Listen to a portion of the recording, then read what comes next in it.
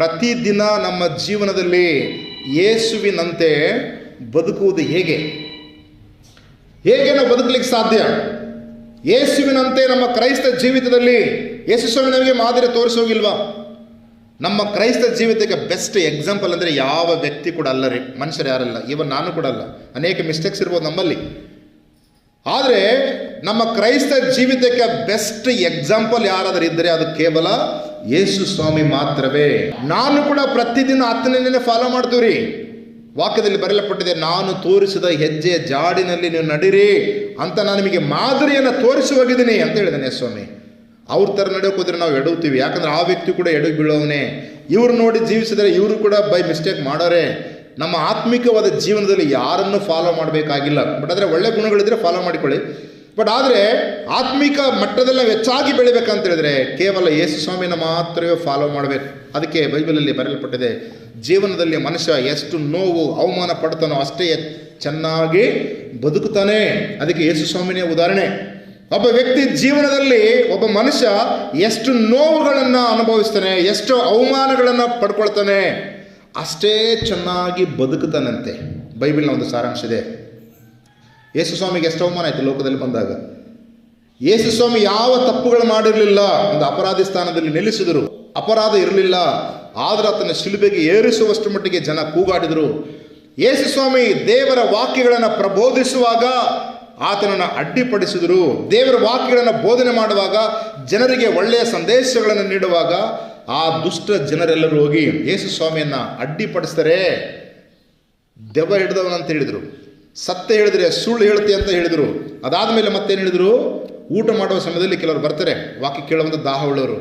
ಆದರೆ ಇನ್ನೂ ಕೆಲವು ಜನ ಆತನಿಗೆ ಮಾರ್ಕ 3:20 ವಾಕ್ಯದಲ್ಲಿ ಬರೆಯಲ್ಪಟ್ಟಿದೆ, ಆ ಯೇಸುವಿಗೆ ಹುಚ್ಚಿಡೋದು ಅಂದ್ಬಿಟ್ರು. ಹಾಗಿದ್ರೆ ಯೋಚನೆ ಮಾಡಿ, ಎಷ್ಟೆಲ್ಲ ಅವಮಾನಗಳನ್ನು ಸಲ್ಲಿಸಿದ್ದಾರೆ, ಎಷ್ಟೆಲ್ಲ ನಿಂದನೆಗಳನ್ನು ಸಹಿಸಿಕೊಂಡಿದ್ದಾನೆ, ಎಷ್ಟೆಲ್ಲ ಅವಮಾನ, ಅವೆಲ್ಲವನ್ನು ಸಹಿಸಿಕೊಂಡ ಮೇಲೆ ಆತ ಏನಾಗಿದ್ದಂತೆ ಸಕ್ಸಸ್ ಆದ. ನಮ್ಮ ಕ್ರೈಸ್ತ ಜೀವಿತದಲ್ಲಿ ಕೂಡ ಬೈಬಲ್ ಬರೆಯಲ್ಪಟ್ಟಿದೆ, ಕಷ್ಟವನ್ನು ಸಹಿಸಿಕೊಳ್ಳುವವನು ಅವನು ಶೋಧಿತನಾದ ಮೇಲೆ ಜೀವ ಎಂಬ ಜಯಮಾಲೆಯನ್ನು ಹೊಂದುವನು ಎಂಬುದಾಗಿ. ಹಾಗಾದರೆ ಇವತ್ತಿನ ಸಂದೇಶಕ್ಕಾಗಿ ಒಂದು ವಾಕ್ಯ ಓದಿ ಮುಕ್ತಾಯಗೊಳಿಸ್ತೇನೆ. ಓದಿಕೊಳ್ಳೋಣ. ಗಲಾತ್ಯದವರಿಗೆ ಬರೆದ ಪತ್ರಿಕೆ 2ನೇ ಅಧ್ಯಾಯದಲ್ಲಿ ಪೌಲ ಬಹಳ ಚೆನ್ನಾಗಿ ಬರೀತಾನೆ. ಈ ಒಂದು ವಚನ ಈ ಸಮಯಕ್ಕೆ ಸಾಕಾಗುತ್ತೆ ನಮಗೆ. ಆದರೆ ನಾವು ಕ್ರಿಸ್ತನ ಆಶ್ರಯದಲ್ಲಿ ನೀತಿವಂತರೆಂದು ನಿರ್ಣಯ ಹೊಂದುವುದಕ್ಕೆ ಪ್ರಯತ್ನಿಸುತ್ತಿರುವಾಗ, ಎಲ್ಲರೂ ಸಹ ಕೇಳಿಸ್ಕೊಳ್ಳಿ, ನಾವು ಕ್ರಿಸ್ತ ಯೇಸುವಿನ ಆಶ್ರಯದಲ್ಲಿ ನೀತಿವಂತರೆಂಬ ನಿರ್ಣಯ ಹೊಂದುವುದಕ್ಕೆ ಪ್ರಯತ್ನಿಸುತ್ತಿರುವಾಗ ನಾವು ಪಾಪಿಗಳಾಗಿ ತೋರಿ ಬಂದರೆ ಕ್ರಿಸ್ತನು ಪಾಪಕ್ಕೆ ಸಹಾಯಕನೆಂದು ಹೇಳ್ಬೇಕಾ ಅಂತ ಕೇಳ್ತಾನೆ ಪೌಲನು. ಅರ್ಥ ಆಗಿದೆ ನನ್ನ ವಾಕ್ಯನ? ಆ ವಾಕ್ಯ ಇನ್ನೂ ಸ್ವಲ್ಪ ಅರ್ಥ ಮಾಡುವಾಗ ಹೇಳ್ತೇನೆ. ಆದರೆ ನಾವು ಕ್ರಿಸ್ತ ಯೇಸುವಿನ ಆಶ್ರಯದಲ್ಲಿ ನಾವು ಬಂದಿದ್ದೇವೆ. ಮನುಷ್ಯರ ಆಶ್ರಯದಲ್ಲಿ ನಾವು ಯಾರು ಬರಲಿಲ್ಲ ಕ್ರೈಸ್ತರಾಗಿ. ಮಳೆ ಬರುವಾಗ ಒಂದು ಆಶ್ರಯ ಹುಡಿಕೊಂಡು ಹೋಗ್ತೀವಿ ನೋಡಿ ನಾವು, ಅಲ್ಲಿ ಚಾಟದ ಮಳೆ ಬೀಳಲ್ಲ ಅಂತೇಳಿ, ಹೌದ್ರಲ್ಲ? ಇಲ್ಲಿ ಬಿಸಿಲಿದ್ದಾಗ ನಮಗೊಂದು ನೆರಳಾಗಿ ಒಂದು ಛತ್ರಿ ಹಿಡ್ಕೊಳ್ತೇವೆ, ಒಂದು ಆಶ್ರಯ. ಆದರೆ ಇಲ್ಲಿ ಕೂಡ ದೇವರ ಮಕ್ಕಳಾಗಿ ನಾವೆಲ್ಲರೂ ಯಾರ ಆಶ್ರಯದಲ್ಲಿ ಬಂದಿದ್ದೇವಂತ? ಯೇಸು ಕ್ರಿಸ್ತನ ಆಶ್ರಯದಲ್ಲಿ ನಾವು ಬಂದಿದ್ದೇವೆ. ಆ ಯೇಸು ಕ್ರಿಸ್ತನ ಆಶ್ರಯವನ್ನು ಪಡ್ಕೊಂಡು ಬಂದಿದ್ದೇವೆ. ಯಾಕೆ? ಮಳೆ ಬರ್ತಿದೆ, ಬಿಸಿಲು ಬರ್ತಿದೆ ಅಂತಲ್ಲ.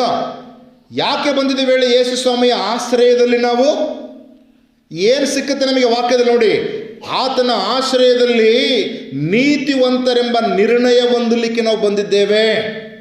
ಏನಂತ ನಿರ್ಣಯ ಹೊಂದಬೇಕ್ರಿ ನಾವೆಲ್ಲರೂ? ಎಲ್ಲರೂ ಹೇಳ್ರಿ ಒಂದ್ಸಲ, ಏನಂತ ನಿರ್ಣಯ ಹೊಂದಬೇಕ್ರಿ? ಯೇಸು ಸ್ವಾಮಿಯ ಆಶ್ರಯ ಯಾರು ಹುಡುಕಿಕೊಂಡು ಬಂದಾರಂದ್ರೆ ನೀತಿವಂತರವರು. ನೀತಿವಂತರೆಂಬ ಬಿರುದು ನಾವು ಪಡ್ಕೊಳ್ಬೇಕಂತೇಳಿ ಯೇಸುವಿನ ಆಶ್ರಯಕ್ಕೆ ನಾವು ಬಂದಿದ್ದೇವೆ. ಯೇಸುವೆ, ನಿನ್ನ ಆಶ್ರಯದಲ್ಲಿ ನಾವು ಬಂದರೆ ನಮಗೊಂದು ಬಿರುದು ಸಿಕ್ಕುತ್ತೆ. ಅದು ಯಾವ ಬಿರುದು ಅಂತ ಹೇಳಿದ್ರೆ ನೀತಿವಂತರು ನಾವೆಲ್ಲರೂ. ಹಾಗಿದ್ರೆ ನಾವಿಲ್ಲಿ ಕೂಡಿರುವಂಥ ನಾವೆಲ್ಲರೂ ಕೂಡ ಯಾರ ಆಶ್ರಯದಲ್ಲಿದ್ದೆ? ಧೈರ್ಯವಾಗಿ ಹೇಳ್ರಿ, ನಾನು ಯಾರ ಆಶ್ರಯದಲ್ಲಿದ್ದೇವೆ?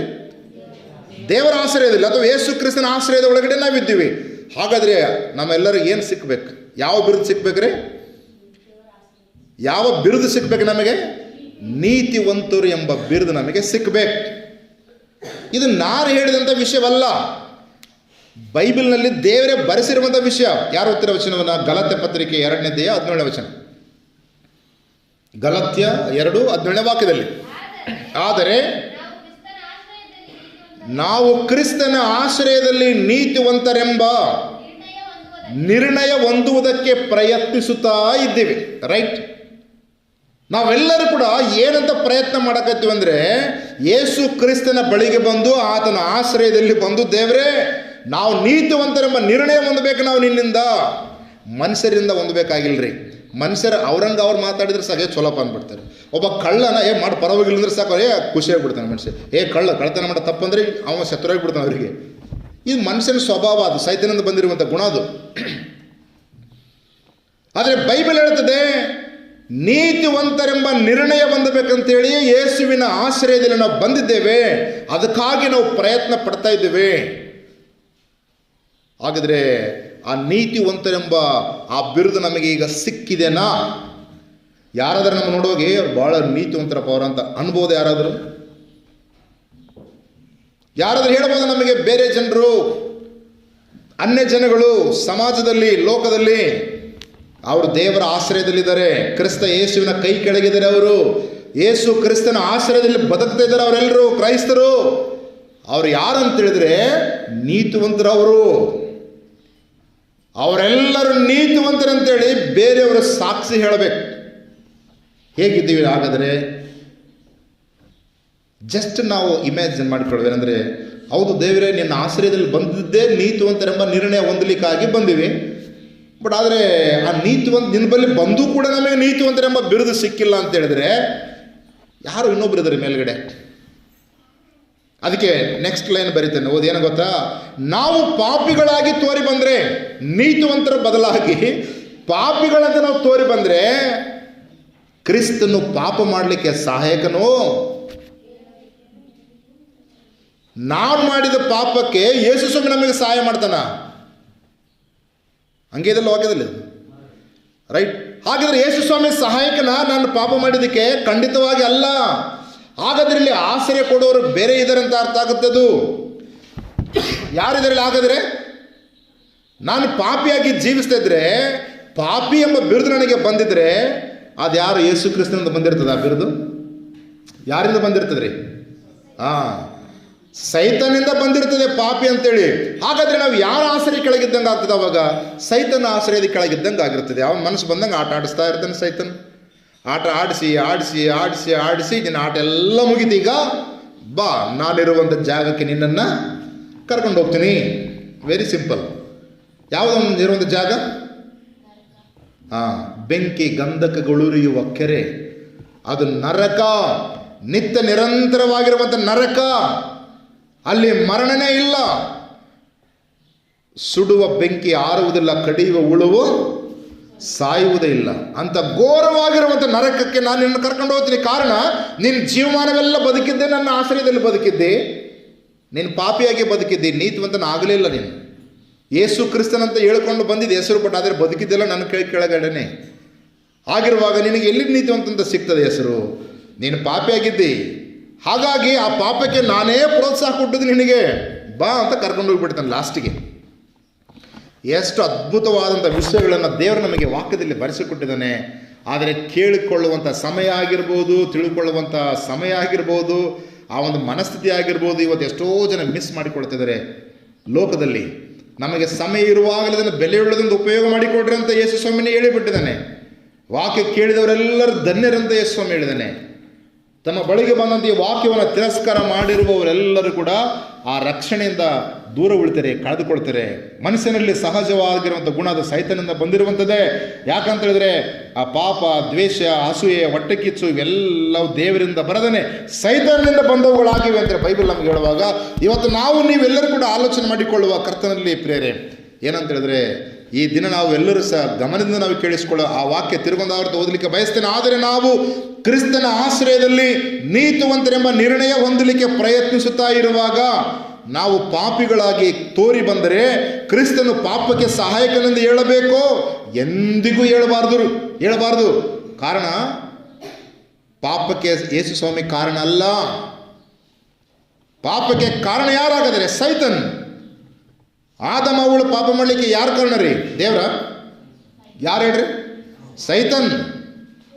ಪಾಪ ಮಾಡಲಿಕ್ಕೆ ಕಾರಣ ಸೈತನ್. ಏನು ಮಾಡಿದ ದೇವರವರಿಗೆ? ಪರವಾಗಿಲ್ಲಪ್ಪ ಬಾ ಅಂತ ಅಡ್ಜಸ್ಟ್ ಮಾಡ್ಕೊಂಡು ಇಟ್ಕೊಂಡು ಅಲ್ಲಿ ಏನೇನು ತೋಟದಲ್ಲಿ ಏನು ಮಾಡಿದಂತೆ ಅವ್ರನ್ನ ದೇವರು ಕೋಪದಿಂದ ಆ ತೋಟದಿಂದ ಹೊರಗೆ ನೂಕಿದನಂತೆ, ದೊಬ್ಬಿಬಿಟ್ಟನಂತೆ ದೇವರವರನ್ನು. ನನ್ನ ಆಜ್ಞೆಯನ್ನು ಉಲ್ಲಂಘಿಸಿರುವವರು ನೀವು ಸಣ್ಣ ಆಜ್ಞೆ ಪಾಲಿಸೋಕ್ಕಾಗಿಲ್ಲ ಅಂದರೆ ಇನ್ನು ಜೀವನದಲ್ಲಿ ಎಂತೆಂಥ ಆಜ್ಞೆ ಹೇಳಿದೆ, ತಿನ್ನಬೇಡ ಅಷ್ಟೇ ಕಲ್ಲ. ಅವನು ಸೈತನು ಬಂದು ಇಲ್ಲ ಸಲ್ಲದೇಳಿ ವರ್ಣನೆ ಮಾಡಿ ಏನೆಲ್ಲ ನೈಸ್ ಮಾಡಿದ ತಕ್ಷಣ ನೀವು ಸೋತೋಗ್ಬಿಡ್ಬೇಕಾ? ಇವತ್ತು ಲೋಕದಲ್ಲಿ ಹಂಗೇನೆ ಸೈತನ್ ತಂತ್ರಗಳು ಹಂಗೇನೆ. ಪಾಪ ಮಾಡಲಿಕ್ಕೆ, ಪಾಪ ಮಾಡಿದವರಿಗಿಂತಲೂ ಪಾಪ ಮಾಡೋದಕ್ಕೆ ಪ್ರೇರೇಪಣೆ ಕೊಡೋದು ದೊಡ್ಡ ಪಾಪರೇ. ಪಾಪ ಮಾಡಲಿಕ್ಕೆ ಯಾರ ಕಾರಣ? ಸೈತಾನನು. ಅವನು ನಿತ್ಯ ನಾಶನಕ್ಕೆ ಹೋಗ್ತಾನೆ ಬರೋ ಮುಂದೆ. ಆದರೆ ಇವರು ಸುಮ್ಮನೆ ಇದ್ದರು, ನೋಡಿದ್ರು, ಆಸೆ ಪಟ್ಟರು. ಬಟ್ ಆದರೆ ದೇವರು ಬೇಡ ಅನ್ನೋಂತ ಗೊತ್ತಿದೆ. ಬಟ್ ಆದರೆ ಪ್ರಚೋದನೆಗೆ ಒಳಗಾಗಿಬಿಟ್ರು ಅವರು. ಹಾಗಾಗಿ ನಮ್ಮಲ್ಲಿ ಕೂಡ ಯಾರಾದರೂ ಸೈತನನ ಶೋಧನೆಗೆ ಒಳಪಡುವಾಗ, ಯಾರಾದರೂ ಬಂದು ದುಷ್ಪ್ರೇರಣೆ ನೀಡುವಾಗ ಅದಕ್ಕೆ ನಾವು ಒಳಗಾದರೆ ಅವ್ರ ನಾಶನದಲ್ಲಿ ನಾವು ಕೂಡ ಪಾಲ್ಗಾರರಾಗಿಬಿಡ್ತೀವಿ. ಮಾಡದಿರುವಂಥ ಪಾಪ ನಮ್ಮೇಲೆ ಬಂದ್ಬಿಡ್ತದೆ. ಅದಕ್ಕೆ ದೇವರು ಲೋಟನ ಹೇಳ್ತಾನೆ, ಇಲ್ಲಿ ನಿಲ್ಬೇಡ, ನೀವು ಹೋಗ್ಬಿಡು, ಇದು ಪಾಪಮಯವಾದ ಜಾಗ ರೀ. ನಾನೇನು ಮಾಡ್ತೀನಿ ಈಗ, ಇನ್ನೂ ವಿತಿನ್ ಕೆಲವೇ ನಿಮಿಷಗಳಲ್ಲಿ ಆಕಾಶದಿಂದ ಬೆಂಕಿ ಮಳೆ ಬಂದು ಅಗ್ನಿಗಂಧಕಗಳ ಮಳೆ ಸುರಿದು ಪಟ್ಟಣ ನಾಶವಾಗ್ತದೆ. ನೀನು ಇಲ್ಲಿ ನಿಲ್ಲೇಬೇಡ, ಇರಲೇಬೇಡ. ನೀನು ಇದ್ದರೆ ಆ ನಾಶದಲ್ಲಿ ನೀನು ಕೂಡ ಸತ್ತೋಗ್ಬಿಡ್ತೀಯ ಆ ಶಿಕ್ಷೆಯಲ್ಲಿ ಅಂತ ಹೇಳಿದ್ದೆವು. ಅದಕ್ಕೆ ಎಲ್ಲಿ ನಮಗೆ ಕೆಟ್ಟದ್ದನಿಸ್ತದೆ ಅಲ್ಲಿಂದ ಎಸ್ಕೇಪ್ ಆಗಿ. ಅದು ಮುಂದೆ ನೋಡಿ ವಾಕ್ಯ, ಅದೇ ಕಂಟಿನ್ಯೂ ವಾಕ್ಯ ಹೇಳ್ತಾನೆ ಅಂದರೆ, ಪಾಪಕ್ಕೆ ಸಹಾಯಕನಂತ ಹೇಳ್ಬಾರ್ದು ನಾವು ಯೇಸುಸ್ವಾಮಿಗೆ, ಎಂದಿಗೂ ಹೇಳಬಾರ್ದು. ನಾನು ಕೆಡವಿದ್ದನ್ನೇ ತಿರುಗಿ ಕಟ್ಟಿದರೆ ನನ್ನನ್ನು ನಾನೇ ಅಪರಾಧಿ ಎಂದು ತೋರಿಸಿಕೊಳ್ಳುತ್ತೇನಲ್ಲ. ನಾನಂತೂ ದೇವರಿಗಾಗಿ ಜೀವಿಸುವುದಕ್ಕೋಸ್ಕರ ಧರ್ಮ ಪ್ರಮಾಣದ ಮೂಲಕವಾಗಿ ಧರ್ಮ ಪ್ರಮಾಣದ ಪಾಲಿಗೆ ಸತ್ತೇನು. ಆದರೆ ಈಗ ಕ್ರಿಸ್ತನೊಂದಿಗೆ ಶಿಲುಬೆಗೆ ಹಾಕಿಸಿಕೊಂಡವನಾಗಿದ್ದೇನೆ. ಇನ್ನು ಜೀವಿಸುವವನು ನಾನಲ್ಲ, ಕ್ರಿಸ್ತನು ನನ್ನಲ್ಲಿ ಜೀವಿಸುತ್ತಾನೆ. ಅದಕ್ಕೆ ಪೌಲನ ಸ್ಟೇಟ್ಮೆಂಟ್ ಇದು. ನಾನು ಕೂಡ ಪಾಪದ ಪಾಲಿಗೆ ಸತ್ಯ. ಅವಾಗಲೇ ಧರ್ಮ ಪ್ರಮಾಣದ ಪಾಲಿಗೆ ನಾನು ಸತ್ತೋಗ್ಬಿಟ್ಟಿದ್ದೀನಿ. ಯೇಸು ಸ್ವಾಮಿ ನಂಬುವುದಕ್ಕಿಂತ ಮುಂಚೆ ನಾನು ಪಾಪದಲ್ಲೇ ಬದುಕ್ತಾ ಇದ್ದೆ. ಯಾವಾಗ ಪಾಪ ಅಂತೇಳಿ ಅರಿವು ಬಂತು, ಆಗ ಪಾಪದ ಪಾಲಿಗೆ ನಾನು ಸತ್ತೋದೆ. ನೀತಿಗಾಗಿ ಜೀವಿಸಬೇಕು ಅಂತೇಳಿ ನಾನು ಈಗ ಯೇಸುವಿನ ಆಶ್ರಯದಲ್ಲಿ ಬಂದಿದ್ದೇನೆ ಅಂತ ಪೌಲನು ಬರೀತಾನೆ. ಹಾಗಿದ್ರೆ ನಾವೆಲ್ಲರೂ ಕೂಡ ಒಂದು ಕಾಲದಲ್ಲಿ ಏನಾಗಿದ್ವಿ, ಬೇರೆ ಎಲ್ಲೋ ನೆರಳಲ್ಲಿದ್ವಿ, ಬೇರೆ ಯಾರ ಆಶ್ರಯದಲ್ಲಿದ್ದೀವಿ. ಅದು ಗೊತ್ತಿರಲಿಲ್ಲ ನಮಗೆ ಅದು. ಆದರೆ ಈಗ ಅದು ಗೊತ್ತಾದ ಮೇಲೆ ಅದು ಕೆಟ್ಟದಂತೇಳಿ ತೀರ್ಪು ಮಾಡಿಕೊಂಡು ಈಗ ನಾವು ಒಳ್ಳೆಯ ಮಕ್ಕಳಾಗಿ ಜೀವಿಸಲಿಕ್ಕಾಗಿ, ನೀತಿವಂತನೆಂಬ ನಿರ್ಣಯ ಹೊಂದಲಿಕ್ಕಾಗಿ ಯೇಸು ಸ್ವಾಮಿಯ ಆಶ್ರಯವನ್ನು ಹುಡುಕಿಕೊಂಡು ಈಗ ನಾವು ಬಂದಿದ್ದೇವೆ. ಯೇಸು ಕ್ರಿಸ್ತನ ಆಶ್ರಯದಲ್ಲಿ ಬಂದ ಮೇಲೆ ನಮಗೆ ನೀತಿವಂತನೆಂಬ ನಿರ್ಣಯ ಸಿಗಬೇಕು. ಯೇಸು ಕ್ರಿಸ್ತನ ಆಶ್ರಯದಲ್ಲಿ ಬಂದವರೆಲ್ಲರೂ ಕೂಡ ನೀತಿವಂತರೆಂಬ ಬಿರುದನ್ನು ಪಡ್ಕೊಳ್ಳೇಬೇಕು. ನಮಗಿನ್ನೂ ಅದು ಪದವಿ ಸಿಕ್ಕಿಲ್ಲ ಅಂತ ಹೇಳಿದ್ರೆ ನಾವು ಯೇಸುವಿನ ಆಶ್ರಯದಲ್ಲಿ ಇಲ್ಲ, ಸೈತನ ಆಶ್ರಯದಲ್ಲೇ ಇರ್ತೀವಿ ನಾವೆಲ್ಲ. ಕಾರಣ ಪಾಪ ಮಾಡುವವರು. ಆಮೇಲೆ ಹೇಳ್ತಾನೆ ಅದಕ್ಕೆ, ಇನ್ನು ಜೀವಿಸುವವನು ನಾನಲ್ಲ, ನನ್ನಲ್ಲಿ ಕ್ರಿಸ್ತ ಯೇಸು ಜೀವಿಸ್ತಾನೆ. ಕ್ರಿಸ್ತನು ನನ್ನಲ್ಲಿ ಜೀವಿಸುತ್ತಾನೆ. ಈಗ ಶರೀರದಲ್ಲಿರುವ ನಾನು ಜೀವಿಸುವುದು ಹೇಗೆಂದರೆ ದೇವಕುಮಾರ ಮೇಲಣ ನಂಬಿಕೆಯಲ್ಲಿಯೇ. ಆತನು ನನ್ನನ್ನು ಪ್ರೀತಿಸಿ ನನಗೋಸ್ಕರ ತನ್ನನ್ನೇ ಒಪ್ಪಿಸಿಕೊಟ್ಟಿದ್ದಾನೆ ಶಿಲುಬೆ ಮೇಲೆ ಅಂತೇಳಿ ಬರೀತಾನೆ. ಯಾರು? ಪೌಲನು. ಸೊ ಹಾಗಿದ್ರೆ ನಾವೆಲ್ಲರೂ ಕೂಡ ಆಲೋಚನೆ ಮಾಡಿಕೊಳ್ಳುವ ಇವತ್ತು ಏನಂದರೆ, ನನ್ನ ಕ್ರೈಸ್ತ ಜೀವಿತದಲ್ಲಿ ಉಳಿದ ಜೀವಮಾನ ಕಾಲ ಏನಾದರೂ ಇದ್ದರೆ, ಬೈಬಲ್ ಹೇಳ್ತದಲ್ಲ, ಮನುಷ್ಯನ ಆಯಸ್ಸು 70 ಬಲ ಹೆಚ್ಚಿದ್ರೆ 80 ವರ್ಷ. ಅದು ಕಷ್ಟ ಸಂಕಟಗಳೇ ಅದರ ಆಡಂಬರಂತೆ. ಈಗ ಆಲ್ರೆಡಿ ನಮಗೆ ಆ ಏಜ್ನ ಹತ್ರ ಎಲ್ಲ ಬಂದಿರ್ತೀವಿ ನಾವೆಲ್ಲರೂ. ಯಾವಾಗ ಏನಾಗೋದು ಯಾರಿಗೂ ಗೊತ್ತಿಲ್ಲ. ಬಟ್ ಆಗಿದ್ರೆ ಅಷ್ಟರೊಳಗಡೆ ನಾವೇನಾಗಬೇಕಂತ್ರಿ, ನೀತಿವಂತರೆಂಬ ನಿರ್ಣಯ ಮನುಷ್ಯರಿಂದ ಬೇಕಾಗಿಲ್ಲ ನಮಗೆ ಬಿರುದು. ದೇವರಿಂದ ಬಂದರೆ ಸಾಕು, ದೇವರಿಂದ ಪಡ್ಕೊಂಡ್ರೆ ಸಾಕು ನಮಗೆ. ಸಾಗಿರುವಾಗ ದೇವರ ವಾಕ್ಯಗಳ ಮೂಲಕವಾಗಿ ಎಲ್ಲರನ್ನು ಆಶೀರ್ವಾದ ಮಾಡಲಿ. ಈ ರೀತಿಯಾದಂಥ ಅನೇಕ ಸಂದೇಶಗಳು ನಮ್ಮ ಜೀವನ ಪೂರ್ತಿ ಕೇಳಿದ್ರು ಕೂಡ ಮುಗಿಯದಂಥ ಎಷ್ಟೋ ಸತ್ಯಗಳನ್ನು ದೇವರು ತನ್ನ ವಾಕ್ಯದಲ್ಲಿ ನಮಗೆ ಕೊಟ್ಟಿರುವಾಗ, ಅದು ಕೇಳಿ ತಿಳ್ಕೊಳ್ಳುವ ಅವಕಾಶ ನಮಗೆ ಸಿಕ್ಕಿರುವಾಗಲೂ ಕೂಡ ಅದನ್ನು ನಾವು ಕಳ್ಕೊಂಡ್ರೆ ನಮ್ಮ ನಾಶಕ್ಕೆ ನಾವೇ ಹೊಣೆಗಾರರಾಗ್ತೀವಿ. ಹಾಗಾಗಿ ಸಮಯವನ್ನು ಸದ್ಬಳಕೆ ಮಾಡಿಕೊಳ್ಳೋಣ, ವಾಕ್ಯದಲ್ಲಿ ಹೆಚ್ಚಾಗಿ ಬೆಳೆಯೋಣ, ದೇವರ ವಾಕ್ಯವನ್ನು ಸರಿಯಾಗಿ ತಿಳಿದುಕೊಳ್ಳೋಣ, ವಾಕ್ಯದ ಪ್ರಕಾರವಾಗಿ ಜೀವಿಸಲಿಕ್ಕೆ ಶಕ್ತಿ ಮೀರಿ ಪ್ರಯತ್ನ ಪಡೋಣ. ಖಂಡಿತವಾಗಿ ದೇವರು ನಮ್ಮನ್ನು ನೀತಿವಂತರೆಂಬ ನಿರ್ಣಯವನ್ನು ನಮಗೆ ಆತನು ಕೊಡ್ತಾನೆ. ದೇವರ ಆಗಾಗುವಂತೆ ವಾಕ್ಯಗಳ ಮೂಲಕವಾಗಿ ಎಲ್ಲರನ್ನ ಆಶೀರ್ವಾದ ಮಾಡಿ ನಡೆಸಲಿ. ಪ್ರಾರ್ಥನೆ ಮಾಡಿಕೊಳ್ಳುವ. ನಮ್ಮನ್ನು ಅತಿಶಯವಾಗಿ ಪ್ರೀತಿಸುವ ನಮ್ಮ ತಂದೆಯೇ, ನಿನ್ನ ವಾಕ್ಯದ ಮೂಲಕವಾಗಿ ನಮ್ಮೊಂದಿಗೆ ಮಾತನಾಡಿದೆ. ಪೌಲನು ಹೇಳಿಕೊಟ್ಟಂತೆ ಈ ವಾಕ್ಯ ನಮ್ಮ ಜೀವಿತವನ್ನು ಮಾರ್ಪಡಿಸಲಿಕ್ಕೆ ಸಾಧ್ಯವಾಗಿದೆ. ಯೇಸುವೆ, ನಿನ್ನ ಆಶ್ರಯಕ್ಕೆ ಬಂದವರೆಲ್ಲರೂ ಕೂಡ ಕರ್ತನೆ ಪಾಪದ ಪಾಲಿಗೆ ಸತ್ತು ನೀತಿವಂತರೆಂಬ ನಿರ್ಣಯ ಹೊಂದಲಿಕ್ಕಾಗಿಯೇ ನಿನ್ನ ಬಳಿಗೆ ಬಂದಿರುವಾಗ ಸ್ವಾಮಿ, ಇನ್ನು ಮೇಲೆ ನಾವು ದೇವರೇ ನಿನ್ನ ಆಶ್ರಯದಲ್ಲಿ ನೀತಿವಂತರೆಂಬ ನಿರ್ಣಯವನ್ನು ಹೊಂದಿಕೊಂಡು ಜೀವಿಸಲಿಕ್ಕೆ ನಮಗೆ ಸಹಾಯ ಮಾಡಿ. ಉಳಿದಿರುವ ಜೀವಿತ ಕಾಲವೆಲ್ಲ ಸ್ವಾಮಿ ನಿನ್ನ ಸಾಕ್ಷಿಗಾಗಿ ಬದುಕಲಿಕ್ಕೆ ಸಹಾಯ ಮಾಡು. ಯೇಸುವಿನ ನಾಮದಲ್ಲಿ ಬೇಡಿಕೊಳ್ಳುತ್ತೇವೆ ತಂದೆಯೇ, ಆಮೇನ್.